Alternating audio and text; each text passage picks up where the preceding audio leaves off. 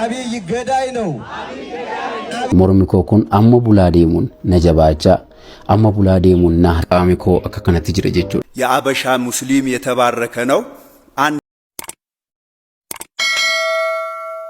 السلام عليكم ورحمة الله وبركاته. أشنا كم جرت وردفت طافي جلن ونطوطن بيلتيو هرسي فيديو عجائباتي والتي لابن هجرة ورسالة لكنها في حاروات هاتن سبسكرايب لايك وجودان جنا دب بداينا مقر فيديو ديما أبي قداي نو أبي قداي نو أتفرو أبي قداي نو سيطان نو ندوم أبي سيطان نو أبي سيطان نو ለምንድን ነው ያልኩት? ለምንድን ነው ያልኩት? አብይ ሰይጣን ነው፣ ገዳይ ነው፣ ኪለር ነው ብለናል። ግን ኤግዛክትሊ እኛ የምንፈልገው ምንድን ነው? አብይ must be arrested። አብይ መታሰር አለበት። አብይ has to go to ICC። አብይ has to go to ICC። አሰላሙ አለይኩም ወራህመቱላሂ ወበረካቱ። ቪዲዮ ከነ ወራቡንኮ jaaladde osoo hin taane dirqama jireenyaa waan ta'eef tarii viidiyoo kana isa dhumaaf waraabata isa jalqabaatillee egaa har'a waa sadii isinitti dubbachuufan dhufe. Tokkoffaan abdiin suuraa mana yaalaa keessa ture nutti mul'isaa jira, poostii gochaa jira, fayyee jira, nagoomsaa jira namoota jedhaniitu dhaga'ama miidiyaa kanarraa. Mormikoo kun amma bulaa deemuun na jabaachaa amma bulaa deemuun na qaamikoo akka kanatti jira jechuudha. Sarjirii kan barbaadu morma koo kana akkasumallee gurra koo kana akkasumallee iji koo bitaan kun baay'ee na rakkisa jechuudha. Amma bulaa deemuun jabaachaa dhaqna ta'aa gatii deemuu fi yookaan sarjirii ta'ellee asiin gatii jabaachaa deemuuf sababiinsaa morma koo kana naanna'ee hunda isaarra jechuudha. Miila koo kanarraati fuudhameetu gogaan irratti hojjetame jechuudha. Gogaa haaraan kun baay'ee wal harkisa achumatti jabaachaa deema socho'u taanaan hin jabaata jechuudha. Anammoo ofirra galagaluullee hin danda'u. So kanaaf hatattamaan utuu yeroo hin fudhatiin akka yaalamuuf warri deeggarsa naa gochaa turtanis galatooma.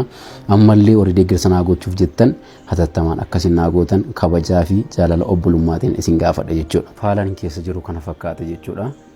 Itti aansuudhaan inni lammaffaa viidiyoo kana waraabuuf kan na dirqisiise namoonni nama dhuunfaa kamirratti maallaqa maqaa kootiin geessitan maallaqi keessan saantibii tokko illee na bira hin geenye namoota kana tokko tokkoon gatii walitti deebinuu fi inshaallah amma tiriitoof gochuurraa ofirraanfachiisu dhukkuba koo ofirraanfachiisuu yaaduuf cinqee ofirraanfachiisuu gatii jiruu fi amma maqaa namaa dubbachuu hin barbaadu.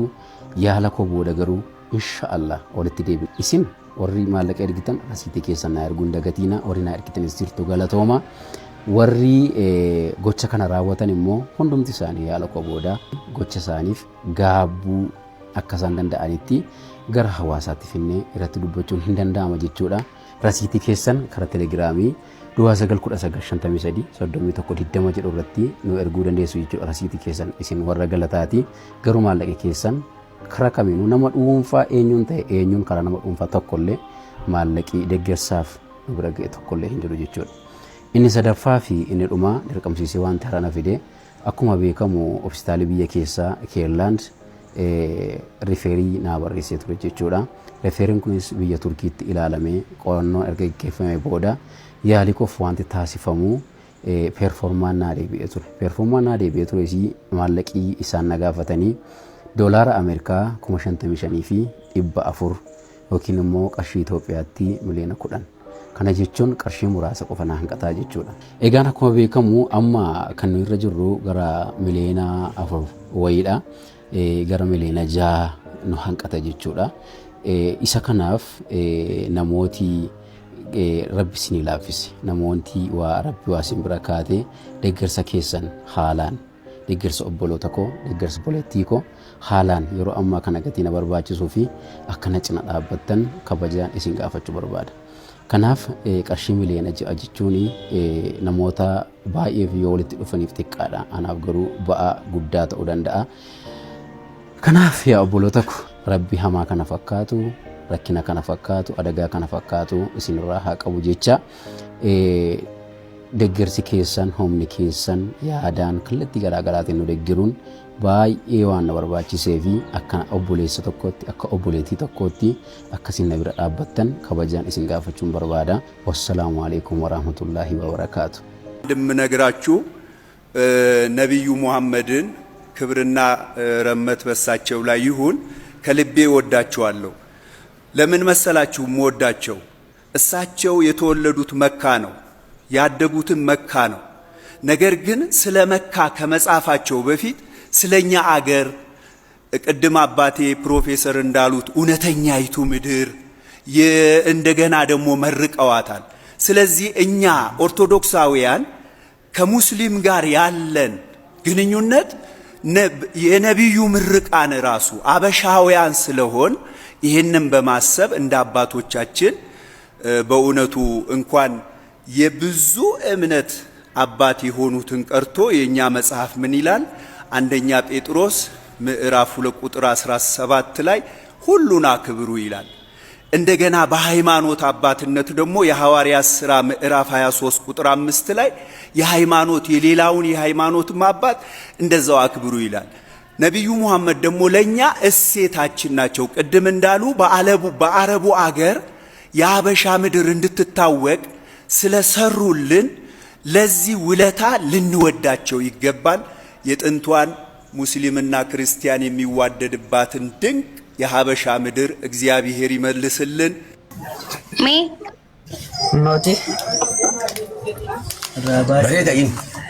ጃለቴ ወላሂ ጃለደ ገለቶም ገመዴ ወላሂ ገመዴ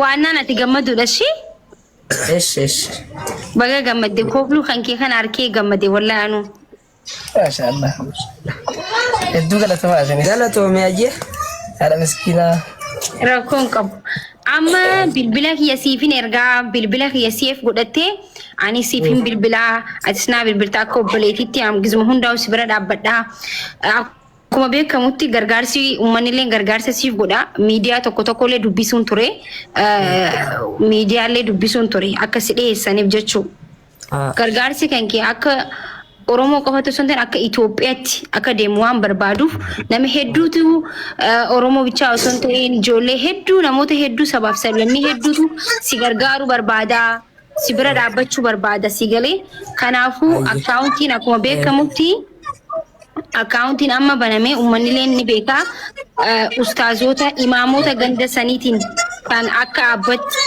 kan akka haadhatti bira dhaabbatu jiraniin akkaawuntiin banamee ni beektan kan nama keenya akkaawuntii yoo maqaa isaatiin banamee irra namni maallaqa kanna ni beektanii miti kana hundi keenya waan beenu obboleeyyan isa malee xixiqqaa lamaatu jira maqaa isaaniitiin isaan sadeeniin akkaawuntiin haa banamu isee akkaawuntiin banamee hundi keenyaa Khalid bira dhaabbannaa jechuu barbaada. Khalid akkuma beekamutti ijoollee xixiqqoo ijoollee lama isa waliin jiranii mee isa jiran ijoolleen obboleeyyin kee xixiqqoon? Ijoolleen ala jirti gabbaan. Okay. So akkuma beektanitti abbaan isaa isiniif gaafadha deengaddalee gaafadhee ture asumarratti gaafadhara deebisee jechuun warran dhageenyeef Khalid abbaan keessan isin gargaaraa jira? Yaaran jiru. Erga harmeen kan kee gaafa dhukkubsatu isii itti himtanii bilbiltanii? Duraan harmee teessan malee namni gargaarsa isinii godhu ni jira? Hin jiru wallah. Harmeen too maal hojjetu turte naman dhageenyeef deengadda baay'isawii gaafachuun ture naman dhageenyee jiraattan.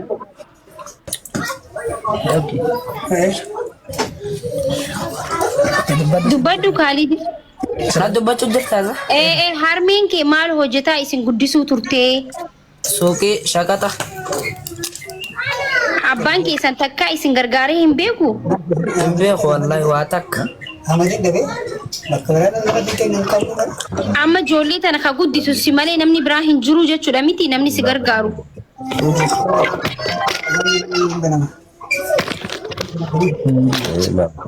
Guys gaaffii hedduu gaafachuun barbaanne miidiyaa irratti akka dhiyaate waa hunda dubbachuu barbaada maaliif jennaan?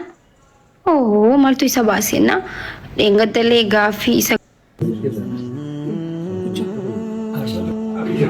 dhiira qormaata bari dhiira yeroo diinagdeen ture uummanni cinaa dhaabate sunillee gahaa miti nama waan danda'u amantii ofiitiin rabbi kadhataa fi gara maallaqaan waan sirraan irraa eegamu biyyaan baate deemee inni yaalamuu qabu waan danda'u kallattii gal kallattiin illee cinaa haa dhaabannu hamilee haa taanuu fi rabbiin kan uumaa isaa godhu ammallee kun gahaa miti amma lubbuun hin jiraataa fi hin jiraatu shakkii nama kamuu amantii garaagaraatiin kutaa garaagaraatiin akka namaa ta'uu qofaan hundi kan dhukkubsataa ture sadarkaa sanarra darbe lubbuun hin jiraatan rabbi umrii isaallee namaa kaabu ta'anii taafte immoo yoo gongoruu baadhee abdii waa sadii bakka kanaan gahe akka lubbuun hafee nu wajjin taa'ee haasawaa tokkoffaa irratti rabbi waa isa barsiisuun qormaateeni lammaffaa irratti immoo haa xiqqaattu haa guddattu mana yaalaa teettee miti manyiita ofii keetii jiraattu gara saloona keetii gadi baasuun maallaqa si gaafata yeroo kana saniin ummanni haga danda'u. Ija kan agartuu kana wanti tuqee ija kan rabbiin keessatti hambisee kun beekte hojii guddaadha beekte. Wallaahi eeyyee dhuguma rabbiyaa nafti kee fi godaannisa tokko noratu biyyaa godaannisa kutaan osoo waliin qoodin amantaan osoo waliin qoodin bitaa mirga osoo hin laalin namummaa qofaan oromummaa yoo dhiisa isaalee gara laafummaa isaa laalee qormaata kana itti agarsiisee qormaata kana immoo akkuma reef jechuun yaala. Viidiyoo hadda qabannee dhufne kanuma fakkaata. Amma viidiyoo kan biraatiin walitti deebinutti nagaatti.